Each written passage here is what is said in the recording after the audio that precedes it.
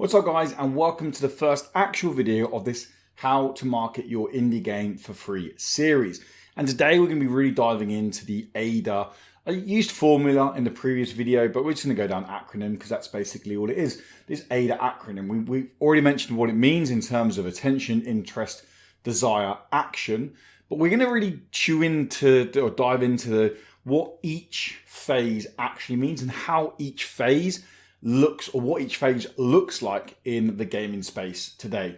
Now, this isn't going to be the kind of the most blown away video, and again, I can only apologize for that, but it's a very important video in terms of going forward. I'm going to be referring to everything in terms of what phase that will be to try and make it easier as a focal point for everyone.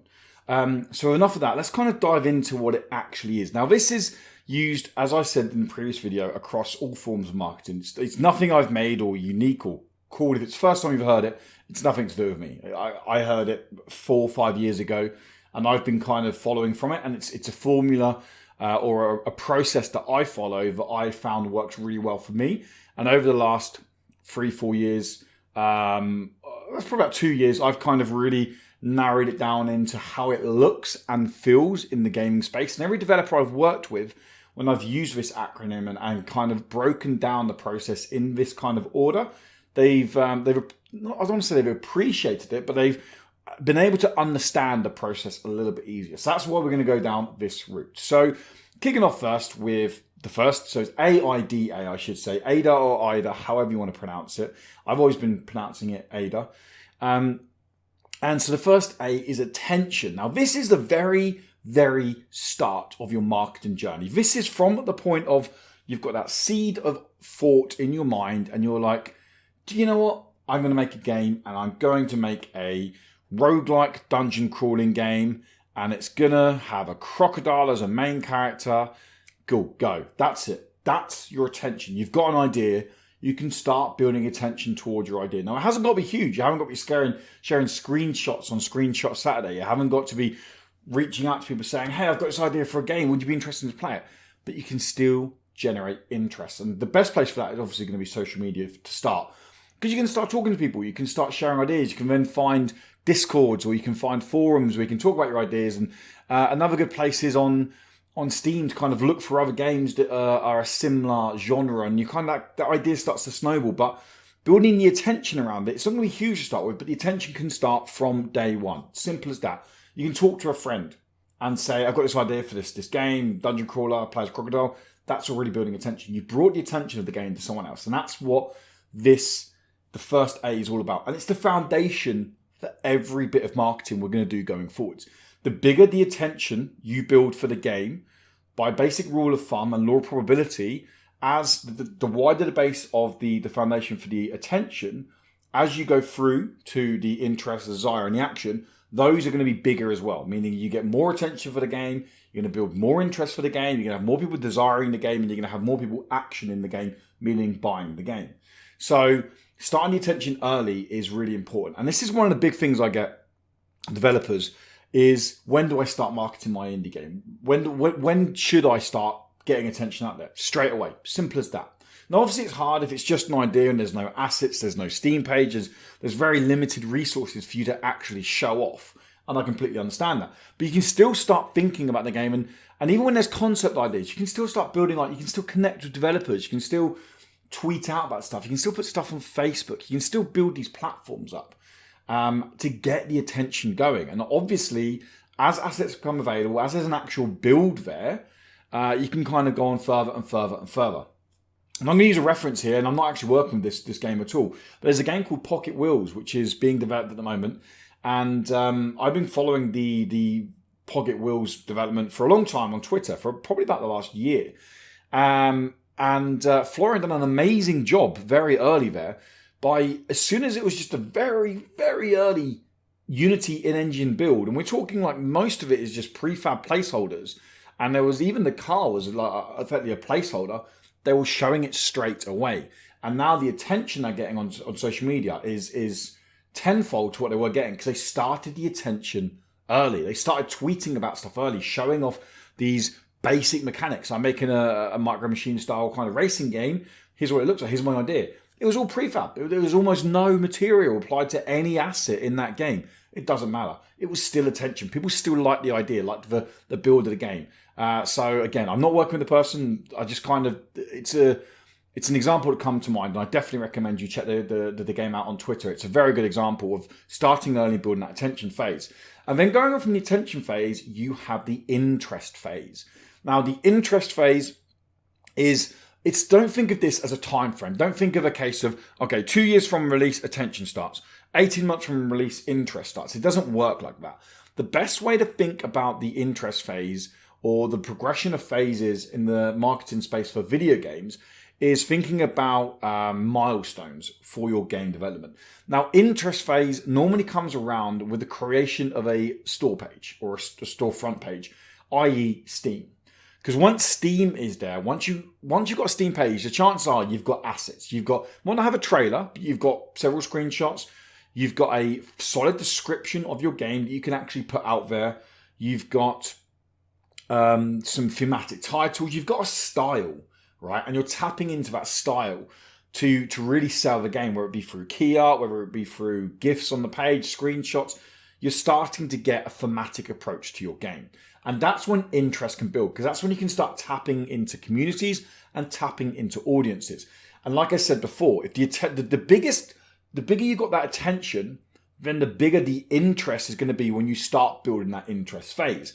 And that's going to be by getting people onto the Steam page, making it an actual thing. Before it was just an idea. Now it's an actual game. I can go to a page and I can read about this game and I can see this game. Now there might be other pages. You might have an itch.io page. Some people, GOG's a little bit obviously later on with the development stuff. But the itch.io and Steam are the main references I'm going to use now. And they can then be used, obviously, to build that interest. Now, interest can kind of snowball further on through the updated or updates on Steam, dev blog updates on Steam. Another form of interest is Discord. Now, Discord is another question I'm going to cover quickly because a big question I get is, should I have a Discord for my game? That's entirely up to you. I cannot sit here and say yes or no. What I can say is if you're a small team, do not stretch yourself thin.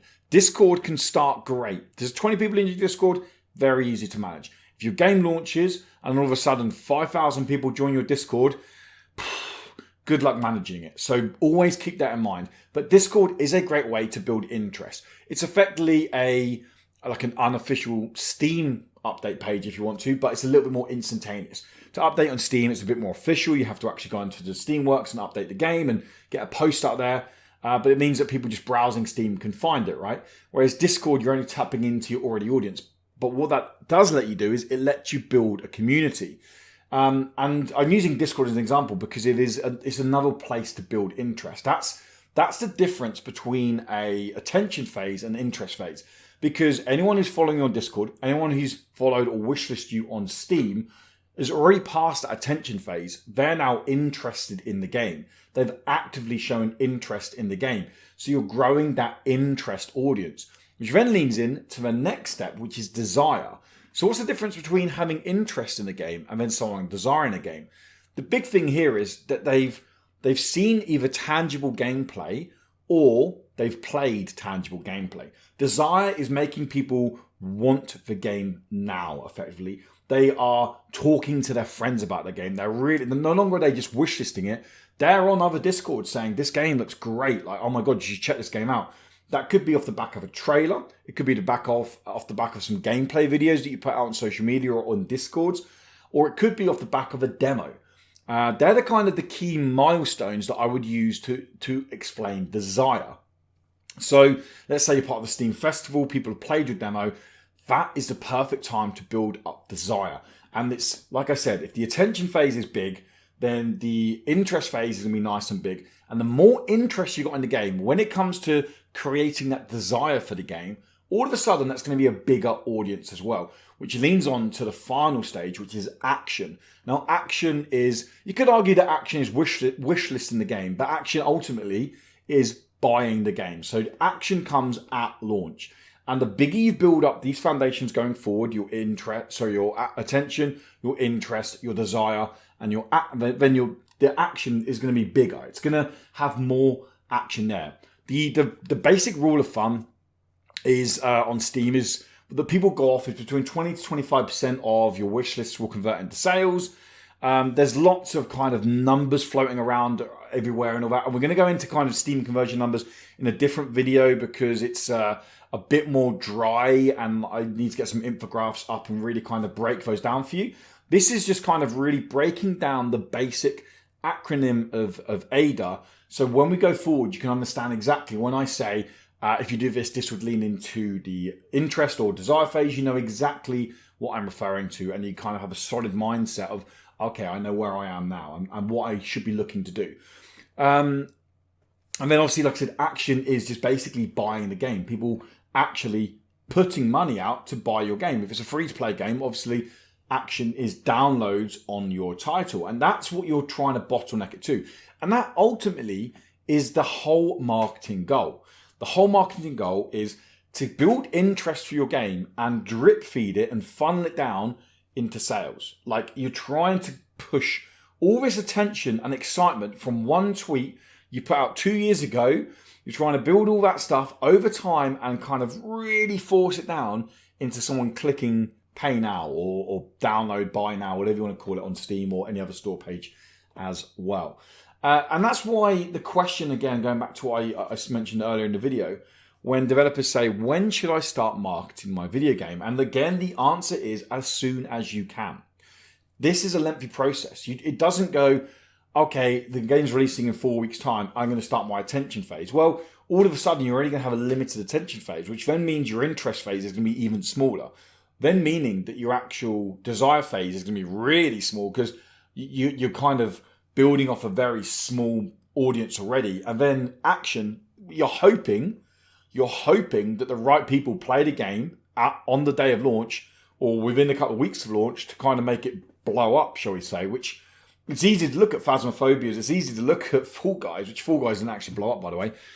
It was a very kind of lengthy and well-funded, sustainable marketing approach. But Phasmophobia is a perfect example to look at a game like that and be like, oh, it will just kind of sell. It doesn't, unfortunately. Indie games get one shot. And that is me being brutally honest now. Indie games get one shot when they launch. And if you think, hey, I can just kind of do a little bit here, a little bit there, kind of build a bit of interest on the way, throw a trailer out about 3 weeks before launch, then I'll just release it, then that's a very naive approach. It's as simple as that.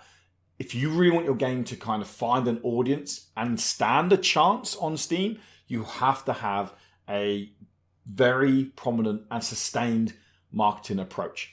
Don't overwork yourself too much because it's easy to do. And I'm not trying to say that. What I'm saying is by getting these actions in place early on, by starting 2 years before launch, you've got a couple of screenshots. By starting to build your attention slowly over time, it will naturally grow, meaning that each phase will come in with a decent and sustainable amount, meaning when the game launches, you're going to have the sales. And it's as simple as that. It's as simple as that. It's not simple just to go sell games, but in terms of what AIDA is, it's as simple as that. And that's kind of going to wrap up this video. So apologies if this video isn't a case of, I came here to market my game next week. I'm very sorry that's not the case. But I feel like understanding AIDA and how it works in the gaming space is really, really important. Getting your head around the attention, the interest, the desire, and the action, and pushing each audience into the next phase, getting the highest traction conversion rate from attention to interest to desire to action is the hardest thing to do. It's really, in marketing terms, it's what every marketer is trying to find the secret ingredient for. It's how do I get the most people from this part all the way through to the end part. It's what everyone's trying to do. And that's what we've been covering over the course of this series, is breaking down how I can try to help you make the biggest number come from the attention all the way down to the action. But remember, the attention has to be there. It's as simple as that. But that's going to wrap it up, guys. Thank you for stopping by. I hope you found the video useful. I look forward to working on the next set of videos for you. We're going to be looking at social media first. So that's where we're going to be kicking off first, because social media is the best platform or the best place to start building attention. So it's pretty good if we start there as well. We're going to be looking at Twitter. We're going to be looking at Instagram, Facebook, Reddit, Discord are the 5 social media channels we're going to be looking at. We're going to be looking at all 5 over 2 videos. We're not going to be kind of doing 5 whole videos on them and really dragging it out. We're going to be doing what I'm going to be calling prominent social media platforms and then secondary social media platforms. Ones that I think you should definitely be investing in. Ones that if you've got time, resource, people power, then you can invest in the secondary ones as well. But that's going to wrap it up. Thank you for stopping by. I hope you found the video useful, guys. Until next time, have a great day, morning, evening, whatever it is, wherever you guys are. Stay safe, and I'll chat to you next time. Goodbye.